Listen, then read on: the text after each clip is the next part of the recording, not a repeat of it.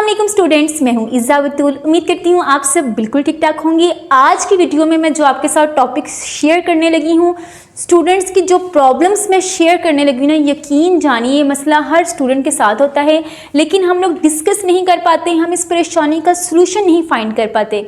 ये मसला ये है कि जब हम लोग एग्ज़ाम्स देते हैं, जब हम पेपर दे रहे होते हैं, हम हाजिर दिमाग नहीं होते। हम क्वेश्चन पेपर को सारे को रीड करते हैं और परेशान हो जाते हैं। हमें आता भी होता है, लेकिन हम क्वेश्चन को सॉल्व नहीं कर पाते। जब हम घर वापस आते हैं और क्वेश्चन पेपर को देखते हैं तो हम कहते हैं कि नहीं, मैं इससे बेस्ट परफॉर्म कर सकता था, मैं इससे अच्छा भी लिख सकता था। यार मैंने वो क्वेश्चन क्यों नहीं सॉल्व किया, वो तो मुझे बहुत अच्छी तरह आता था। हाय अल्लाह, ये मैं कैसे भूल गई, ये तो मुझे सबसे बेस्ट आता था, इसमें मैंने ये चीज़ क्यों नहीं हाईलाइट की। इस तरह की जो चीज़ें हैं, और सबसे इम्पोर्टेंट कि हम क्वेश्चन पेपर को देख के अपना दिमाग कहाँ खो जाते हैं, हम क्यों हाजिर दिमाग नहीं रहते, ये हाजिर दिमागी क्यों ज़रूरी है। और काफ़ी स्टूडेंट्स, बहुत सारे स्टूडेंट्स, मैं खुद अपने काफ़ी छोटे छोटे नुकसान कर बैठते हैं। हम लोग इतने परेशान होते हैं कि हम लोग रोल नंबर स्लिप खो देते हैं, हम लोग एक तरह से बदहवास हो जाते हैं एग्ज़ाम से कुछ अर्सा पहले या ड्यूरिंग पेपर। हम लोगों को अगर देखा जाए तो हम लोगों को समझ नहीं आ रही होती। हम लोग बेस्ट परफॉर्म कर सकते हैं, लेकिन हम लोग क्यों नहीं कर पाते। तो इस मसले की तरफ जाना बहुत ज़रूरी है, इसका सलूशन बहुत ज़रूरी है। स्टूडेंट्स एग्ज़ाम से पहले बहुत अच्छी तैयारी करते हैं, लेकिन इस प्रॉब्लम की वजह से वो पेपर को अच्छी तरह अटैम्प्ट नहीं कर पाते। तो प्यारे बच्चों, जब आपने क्वेश्चन पेपर को देखना है, ये अब आप बात ध्यान से सुने। कुछ स्टूडेंट्स कहते हैं कि सारे क्वेश्चन को रीड नहीं करना चाहिए, सारे क्वेश्चन को अगर हम रीड करेंगे तो जो चीज़ हमें नहीं आती ना, हमारा दिमाग वहीं पे अटक जाएगा और हम बार बार सोचेंगे यार अभी वो वाला सवाल करना है, वो तो हमें आता ही नहीं है, अभी वो करना है, वो तो हमें आता ही नहीं है। और कुछ स्टूडेंट्स जो मेरी तरह की हैं, वो सारे क्वेश्चन पेपर को थॉरोली रीड करते हैं, फिर पेपर को सॉल्व करना स्टार्ट करते हैं। तो ये स्टूडेंट्स की मेंटालिटी पे डिपेंड करता है। ये बात हर स्टूडेंट के लिए डिफरेंट है। आप लोग अपने अंदर झांक के देखें, आपको क्या आसान लग रहा है। अगर आपको सारा पेपर रीड करके सुकून मिल रहा है मेरी तरह, आप सारा पेपर रीड कर लें। लेकिन अगर आपको लगता है कि अगर आप सारा पेपर रीड कर लेंगे और जो चीज़ आपको नहीं आती उसकी वजह से आप परेशान हो जाएंगे और जो आता भी होता है उसको नहीं सॉल्व कर पाएंगे, तो आप सारा क्वेश्चन पेपर रीड ना करें। अब क्वेश्चन पेपर रीड करने के बाद या क्वेश्चन पेपर की सिर्फ स्टेटमेंट, एक क्वेश्चन की स्टेटमेंट देखने के बाद जो चीज़ आपको परफेक्ट आती है पहले आपने वो सॉल्व करनी है, और जो चीज़ नहीं आती उसको आपने स्किप कर देना है, उसको आपने पहले सॉल्व नहीं करना।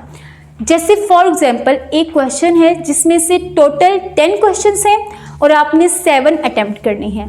अब आप क्वेश्चन नंबर 1 देख रहे हैं, नहीं आता, 50% आता है, नहीं करना। क्वेश्चन नंबर 2 देख रहे हैं, 90% आता है, वो करना है। इस तरह आपने बारी बारी 5 क्वेश्चंस फॉर एग्जांपल अटैम्प्ट कर लिए। अभी आपके 2 और रहते हैं ना, अब जो आपको नहीं आता आपने वो करना है। इसकी रीज़न क्या है, देखें। अगर आप एक क्वेश्चन करते हैं जो आपको आता है, कर लिया, सुकून से बैठ के, अगला सवाल करते हैं जो थोड़ा बहुत आता है उसमें मिस्टेक्स है या नहीं आ रहा, वो भी आपने कर लिया, उससे अगला सवाल करते हैं जो आपको परफेक्ट आता है। तो प्यारे बच्चों, जब आप अगले सवाल करते रहेंगे आपका दिमाग पिछले सवाल में अटका रहेगा, आपको बहुत परेशानी होगी कि यार वो सवाल मैंने सही नहीं लिखा, उसमें भी ये भी रहता है, ये चीज़ मुझे क्यों नहीं याद आ रही। आपने इस तरह नहीं करना, पहले हमेशा वो सवाल करने हैं जो आपको परफेक्ट आते हैं, और अगर कोई सवाल आपको नहीं आ रहा, बिल्कुल भी नहीं आ रहा, सिर्फ उसका 10% हिस्सा आपको आता है, तो आपने उसको अटेम्प्ट करना है। ये बात बहुत इंपॉर्टेंट है। बोर्ड के पेपर में जो नहीं आ रहा ना, उसमें कुछ भी आता है ना, कोई एक लफ्ज़ भी आता है ना, उसको भी आपने बढ़ा चढ़ा के लिख लेना है, लेकिन सॉल्व हर चीज़ करनी है। मैंने मेथड अपनाया था और मैं बहुत ज़्यादा खुश हो गई थी जब मैं पेपर दे के वापस आई थी। आप लोगों ने ये काम लाजमी करना। जब आप पेपर दे के वापस आए, आपने कभी भी बुक नहीं खोलनी, ये बात ध्यान में बिठा ले। जो हो गया सो हो गया, वो अल्लाह ताला पे छोड़ दे। ये सोचें कि आपका पेपर अल्लाह ताला के पास अमानत है, बस। अब आपने बुक्स को नहीं देखना। जब आप बुक्स को बार बार देखेंगे ना, फिर आपके जहन में आएगा हाय मैंने ये भी नहीं लिखा, मेरा ये भी रहता था, ये भी रहता था, ये मैंने क्यों नहीं किया। इस तरफ ना जाएं, इससे आप परेशान होंगे और अगले पेपर की जब आप तैयारी करने बैठेंगे तो आपके लिए ज़रा मुश्किल। और सबसे अहम बात, आपने हाजिर दिमागी के लिए ना कि आपकी रोल नंबर स्लिप ना गुम हो जाए, आप तैयार होकर बैठे, मेंटली तैयार होने के लिए ना आपने दुआएं लाजमी पढ़नी है, अल्लाह ताला को हाजिर नाजिर जानना है, कुरान पाक की तिलावत करके जाना है। यकीन जानी, मेरी जो आपी हैं वो मुझे भी बता रही थी कि इज़ा जब मेरे पेपर्स होते थे ना तो मैं ना नमाज से थोड़ा हट जाती, मैं ये सोचती कि नमाज पर टाइम वेस्ट हो रहा है तो मैं तैयारी कर लूँ। उसकी वजह से उसकी कभी इतने बड़े बड़े उसके नुकसान हो जाते, कभी उसकी रोल नंबर स्लिप नहीं मिलती, कभी पेपर से पहले उसकी तैयारी नहीं कंप्लीट हो पाती। तो आपने नमाज कुरान को नहीं छोड़ना। नमाज कुरान ये तो आपकी ज़िंदगी का एक हिस्सा है ना, नमाज कुरान तो आपने कभी छोड़ना ही नहीं है। लेकिन एग्ज़ाम्स में स्पेशल दुआएं आपने करनी है अल्लाह ताला से कि हम लोग वहाँ जाके एग्ज़ाम्स को जब देखें, क्वेश्चन पेपर को देखें तो बुखलाहट का शिकार ना हो जाए, और जो चीज़ हमें आती भी है उसको हम किसी परेशानी की वजह से ना लिख पाएँ। तो ऐसी प्रॉब्लम्स नहीं होनी चाहिए आप सबके साथ। उम्मीद करती हूँ कि मैंने आपको बहुत अच्छा मोटिवेट और गाइड किया होगा।